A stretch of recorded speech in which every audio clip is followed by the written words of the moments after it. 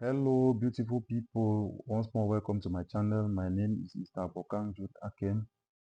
In this channel, we talk about agricultural and livestock activities as well as agribusiness. If this is your first time of watching my video, please do subscribe, hit that notification bell, like, share, and above all, drop us a comment in the comment section.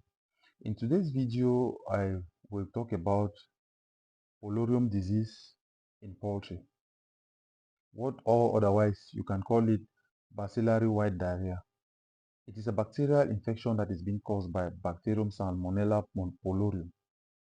How is this particular disease being transmitted? It is being transmitted from the egg of an infected parent stock to a newly or a hatched chick. It therefore means that there are parent stock that already have this bacteria.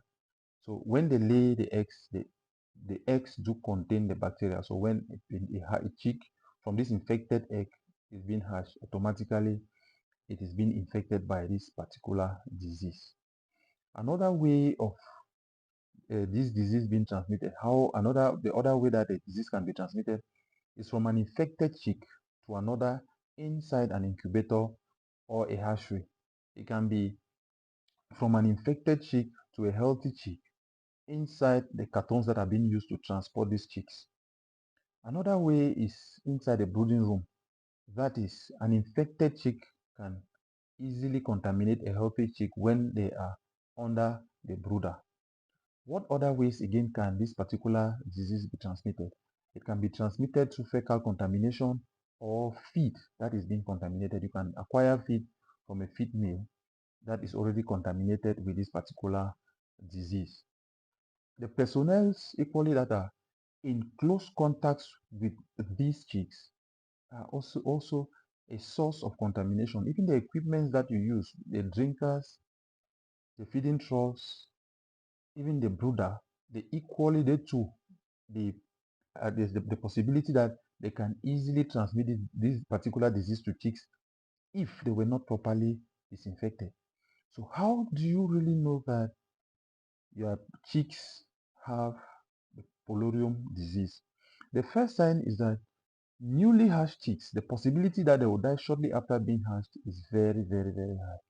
So the chicks that are being hatched from these infected eggs, they die shortly after being hatched.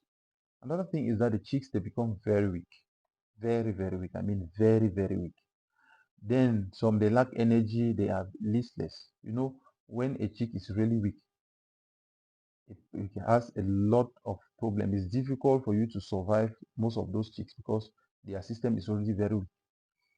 Another thing is that you realize that those birds, they tend to huddle together. They join themselves together. Then the birds, they tend to exhibit white foamy diarrhea. I repeat, the birds, they exhibit white foamy diarrhea. Then there is a drop or a reduced fertility. There's reduced hatchability, and equally there's reduced reproduction. Then another very important point that you have to take note is that there will be stunted growth. Your birds will not grow well when they are being infected by this particular bacteria. So it has a problem. Imagine you have 1,000 chicks that you feed. You have a period that you have to send them to the market after 45 days. And then all of a sudden, they don't grow well. Your rearing period has to go beyond 45 days. So calculate the amount of money that you put on feed and drugs and even the time. So economically, it is not profitable when your birds have a disease like this. So you realize that in chicks, the mortality rate can go as high as 50%.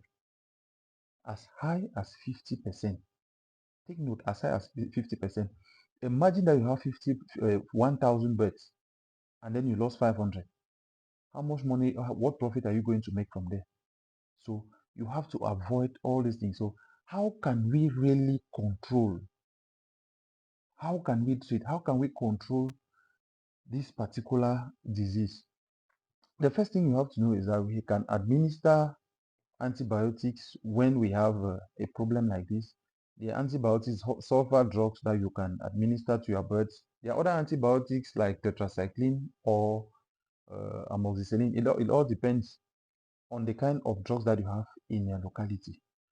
The next point that you have to consider is that whatever you are using as equipment, whether it is in the hatchery or in your poultry farm, make sure that they are very clean. You disinfect them very well. Make sure their drinkers, everything is very, very clean. Then avoid using brood parent stocks that are survivors or they survived from that particular disease. You use them as breeders. It will have a lot of problems on the day old chicks that are being sold to clients. Another thing that you have to do is that please don't get chicks from any source. Know exactly which company you are purchasing your chicks from so that if you have a problem, you go back to them.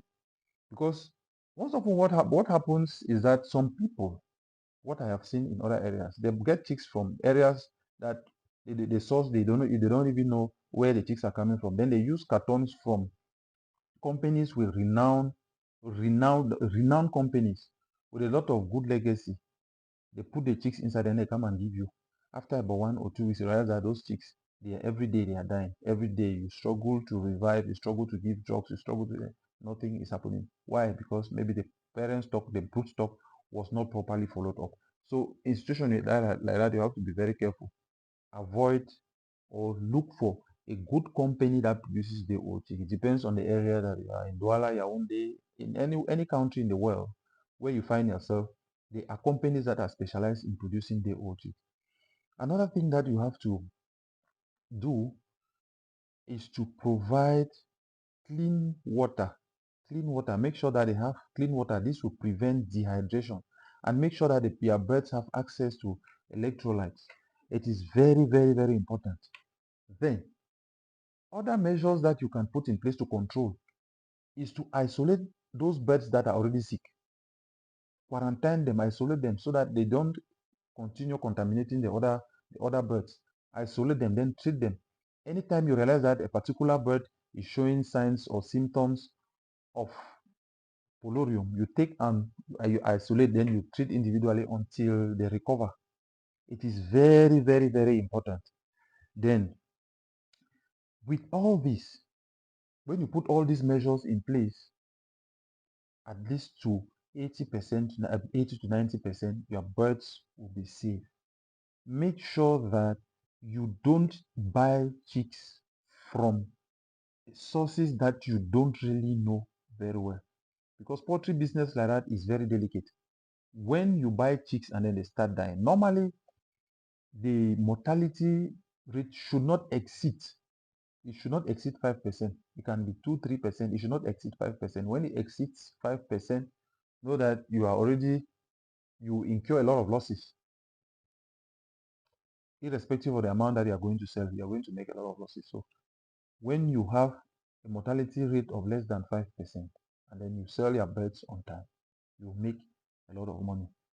So if you find our video interesting, please don't forget to subscribe, hit that notification bell, like, share, and drop us comments in the comment section so that it will help us to improve on the content that we send to you. The quality of our videos too is going to help us. I just pray that you find this video interesting and it's going to help a lot of people who are beginners of livestock activities or broiler production. I do pray that the information that we dish out there will help you to succeed in your livestock or broiler farming. Thank you very much.